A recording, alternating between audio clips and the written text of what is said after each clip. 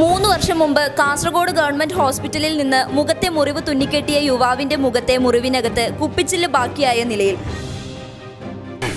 ഞാൻ ഒരു 3 വർഷം മുമ്പ് ചെറിയൊരു അടിപിടി എൻ്റെ മുഖത്തേക്ക് സോഡ കുപ്പി കൊണ്ട് ഒത്തിനെ അടിച്ചിട്ടാണ് പൊട്ടിയിട്ട് ഞാൻ ഹോസ്പിറ്റലിൽ പോയി, ജില്ലാ ഹോസ്പിറ്റൽ കാസർഗോഡ്.